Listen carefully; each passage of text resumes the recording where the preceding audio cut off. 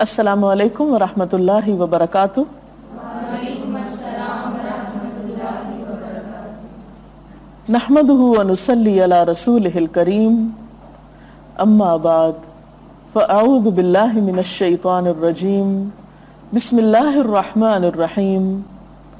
رب اشرح لی صدری ویسر لی امری واحلل عقدۃ من لسانی یفقہوا قولی۔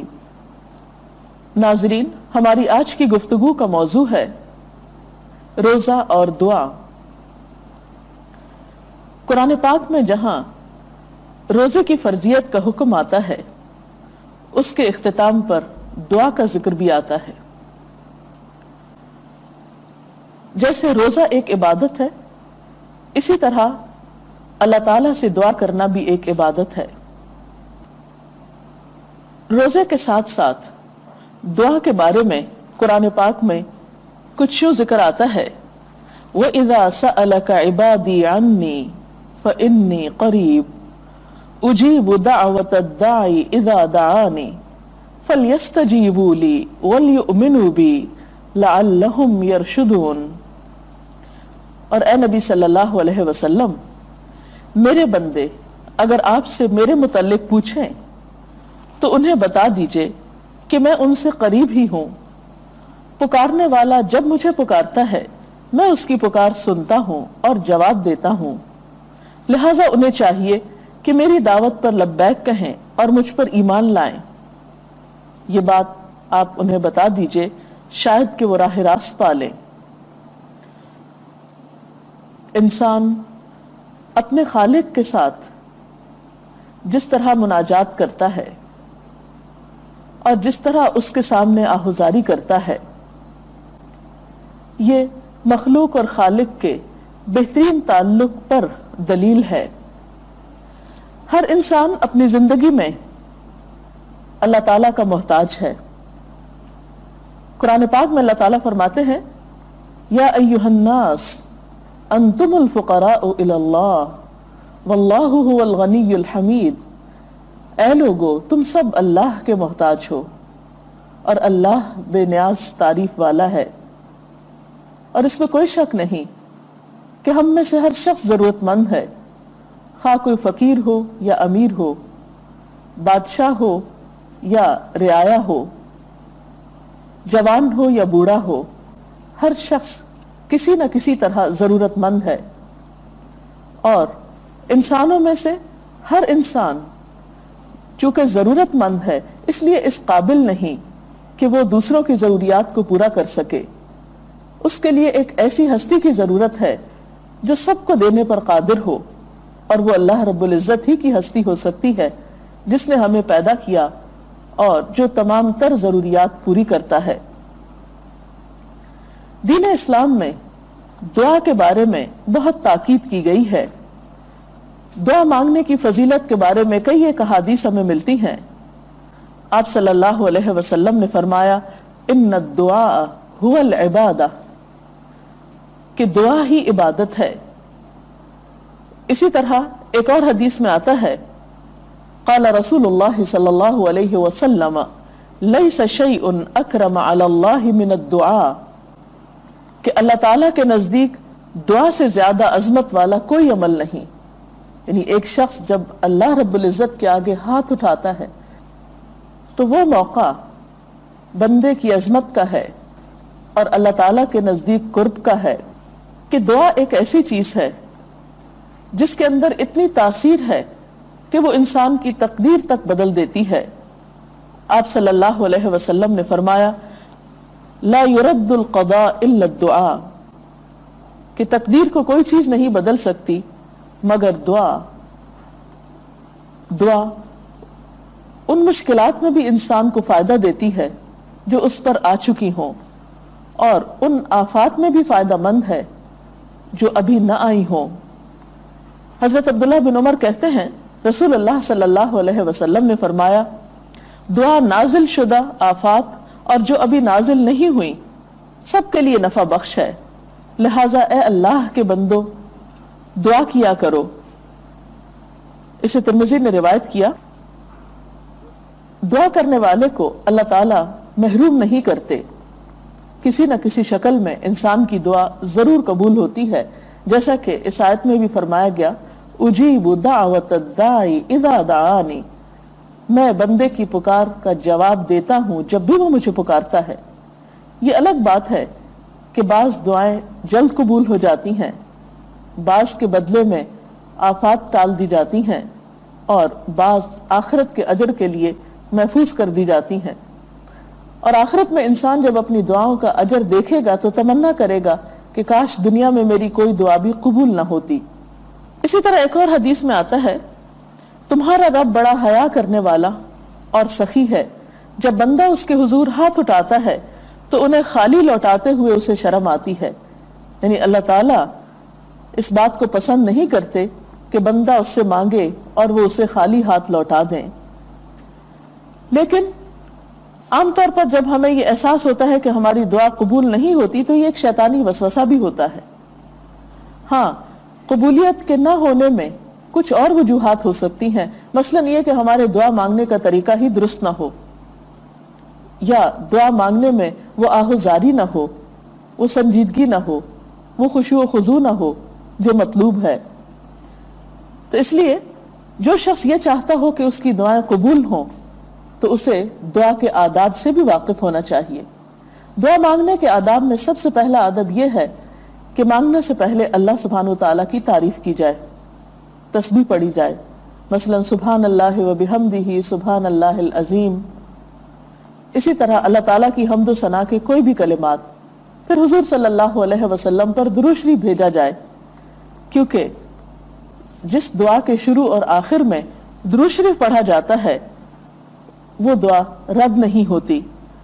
پھر اسی طرح اگر ہم چاہتے ہیں کہ ہماری دعا قبول ہو تو ہمیں دعا پوری توجہ اور یکسوئی کے ساتھ کرنی چاہیے۔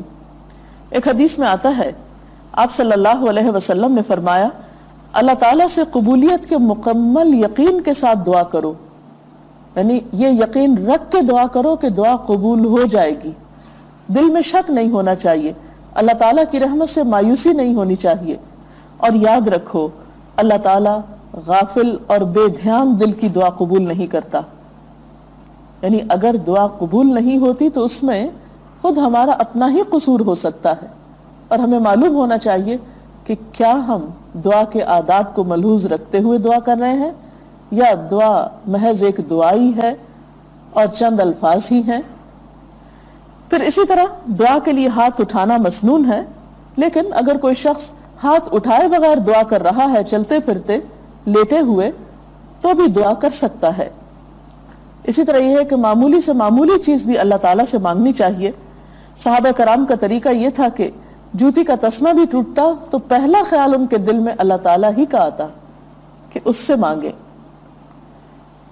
پھر اسی طرح کچھ ایسے اوقات ہیں کہ جن میں اگر دعا کی جائے تو دعا قبول ہوتی ہے، مثلا رات کے آخری حصے میں اور رمضان المبارک میں آپ ہر روز سحری کے لیے اٹھتے ہیں، وہ دعاؤں کی قبولیت کا وقت ہوتا ہے، اس وقت خاص طور پر دعائیں کیجیے۔ اسی طرح اذان اور اقامت کے درمیان دعا قبول کی جاتی ہے، اس وقت کی دعا بھی لوٹائی نہیں جاتی۔ بعض لوگ اذان ہو رہی ہوتی ہے اور وہ بول رہے ہوتے ہیں، یا یہ کہ اذان ہوتی ہے اور وہ ادھر ادھر کاموں میں مشغول ہو جاتے ہیں اور یقین کے ساتھ اس کا جواب نہیں دیتے، تو اس سلسلے میں بھی آپ صلی اللہ علیہ وسلم نے جو تعلیم دی ہے وہ کچھ یوں ہے کہ جو شخص اذان کا جواب یقین کے ساتھ دیتا ہے، یعنی توجہ کے ساتھ دیتا ہے، اور اس کے بعد دعا کرتا ہے تو اس کی دعا قبول کی جاتی ہے۔ پھر اسی طرح سجدے میں دعا قبول ہوتی ہے۔ جمعے کے دن ایک خاص گھڑی ہوتی ہے جس میں دعا قبول کی جاتی ہے۔ پھر میدان جنگ میں جب ایک مجاہد صفوں میں کھڑا ہوتا ہے اس وقت دعا قبول ہوتی ہے۔ بارش نازل ہونے کے وقت دعا قبول ہوتی کیونکہ وہ اللہ تعالیٰ کی رحمت برس رہی ہوتی ہے۔ پھر اسی طرح یوم عرفہ یعنی حج کے دن 9 ذو الحج کو دعا قبول ہوتی ہے۔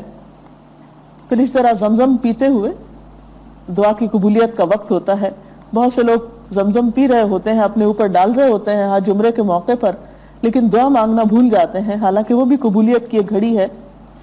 اسی طرح کچھ ایسے لوگ ہوتے ہیں کہ جن کی دعائیں رد نہیں ہوتی، ان میں مظلوم کی دعا، مسافر کی دعا، باپ کی دعا اپنے بچوں کے حق میں، غازی کی دعا یعنی ایک شخص میدان جنگ سے کامیاب لوٹ رہا ہے، حج اور عمرہ کرنے والے کی دعا، جب وہ اپنے گھر کی طرف واپس آ رہا ہو، اور ان موقعوں پر بھی اسی طرح اولاد کی دعا اپنے والدین کے لیے جبکہ وہ نیک ہوں، والدین کے فرما بردار ہوں.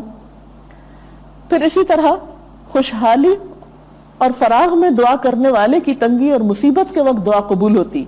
یعنی وہ شخص جو خوشی کے وقت، آرام کے وقت، کسی پریشانی کے بغیر اللہ تعالیٰ سے تعلق رکھتا ہے، دعائیں کرتا رہتا ہے، تو ایسے شخص پر جب کوئی مشکل آتی ہے اور اس وقت وہ دعا کرتا ہے تو اس کی دعا بھی لوٹائی نہیں جاتی.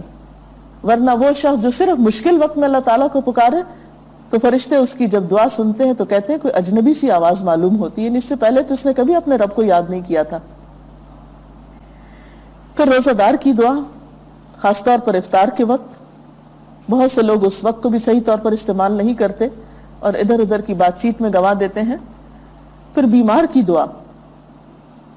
پھر مسلمان بھائی کی عدم موجودگی میں، اس کی غیر حاضری میں اس کے لیے دعا. پھر اسی طرح کچھ لوگ ایسے بھی ہیں جن کی دعائیں قبول نہیں ہوتی. ہمیں اپنا جائزہ لینا چاہیے کہ کہیں ہم تو ان میں سے نہیں. اور یہ خاص طور پر اس لیے بھی کہ بہت سے لوگ دعا کرتے ہیں اور اگر فوری طور پر قبول نہیں ہوتی تو مایوس ہو جاتے ہیں اور یہ سمجھتے ہیں کہ ہم تو شاید اللہ تعالیٰ کے ناپسندیدہ بندے ہیں، اس لیے ہماری تو سنی ہی نہیں جائے گی، اور وہ مانگنا چھوڑ دیتے ہیں. حالانکہ نہ مانگنے پر بھی اللہ تعالیٰ کی ناراضگی ہوتی. انسانوں سے جو مانگتا ہے انسان اس سے ناراض ہوتے ہیں، اور اللہ تعالیٰ اس سے جو اس سے مانگتا نہیں. اللہ تعالیٰ کو یہ بات بہت پسند ہے کہ بندے اس کی طرف رجوع کریں، توبہ کریں، استغفار کریں اور اسی سے مانگیں. لیکن کچھ حالتیں ایسی ہیں کہ جن سے انسان جب تک نکلتا نہیں، گناہوں سے معافی نہیں مانگتا، اس کی دعا بھی قبول نہیں ہوتی. جس میں سب سے پہلے رزق حرام کھانے والے کی دعا. پھر اسی طرح رشتہ داریوں کو کاٹنے والے کی دعا، وہ بھی قبول نہیں ہوتی کیونکہ قطع رحمی اللہ تعالیٰ کو سخت ناپسند ہے. پھر غفلت اور لاپرواہی سے مانگی ہوئی دعا، جیسے کوئی دلچسپی نہیں، کوئی شوق ہی نہیں. پھر اسی طرح جو لوگ امر بالمعروف اور نہی عن المنکر کا فریضہ انجام نہ دیں، نیکیوں کا حکم نہ دیں، برائیوں سے روکے نہیں، ان کی دعائیں بھی ایک وقت آتا ہے کہ پھر قبول نہیں ہوتی. اسی طرح ایک اور بات کا بھی ہمیں خیال رکھنا چاہیے کہ دعا صرف پریشانی اور مصیبت میں ہی نہ مانگے.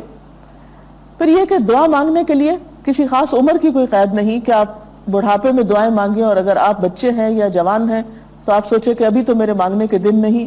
یا یہ کہ اگر آپ کے پاس اپنی ضرورت کی سب چیزیں موجود ہیں تو آپ سوچیں اور کیا مانگنا ہے. نہیں، ابھی ہمارے سامنے ایک بہت بڑا امتحان ہے آخرت کا. آخرت کے لیے دعائیں مانگنی چاہیے اگر دنیا میں فوری طور پر کوئی ایسی مشکل یا کوئی ایسی ضرورت آپ کے سامنے نہیں. اور بچوں کو خاص طور پر دعائیں سکھانی چاہیے، ان کو مانگنے کے آداب بتانے چاہیے، کیونکہ پھر وہ زندگی کا ایک حصہ ہو جاتی ہیں. اور اگر ہم عام طور پر زندگی میں چند کلمات عادتاً بھی شامل کر لیں جو کہ دعائیہ کلمات ہیں، تو یہ بھی ہمارے اپنے لیے اور جس کے لیے ہم دعا دے رہے ہوں فائدہ مند ہو سکتے ہیں. مثلا السلام علیکم، تم پر سلامتی ہو، یہ بھی ایک دعا ہے. جزاک اللہ خیرن، اللہ تعالیٰ تمہیں اچھا بدلہ دے، یہ بھی دعا ہے. پھر اسی طرح بارک اللہ لکا، اللہ تعالیٰ تمہارے لیے برکت پیدا کرے. تو گویا بہت سے کلمات ایسے ہیں جو بذات خود ایک دعا ہیں، اسلامی اخلاق اور ادب کا حصہ ہیں. اللہ تعالیٰ سے دعا ہے کہ اللہ تعالیٰ ہمیں ان آداب سے مالا مال کر دے.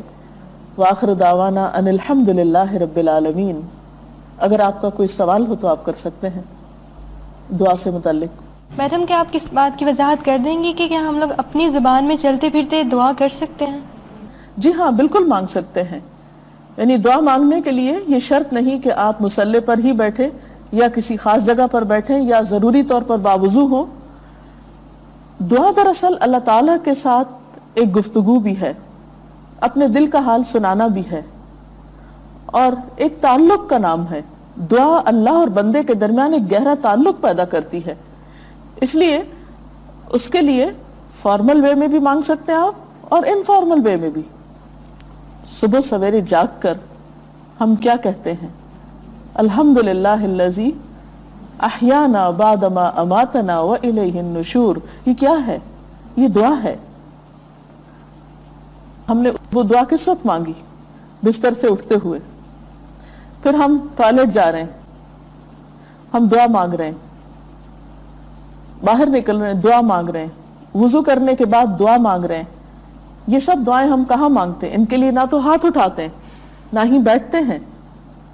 بعض اوقات ہم کھڑے ہو کر مانگ لیتے ہیں، بعض اوقات چلتے چلتے بھی مانگ لیتے ہیں. تو چلتے پھرتے بھی دعا مانگنے میں کوئی حرج نہیں ہے.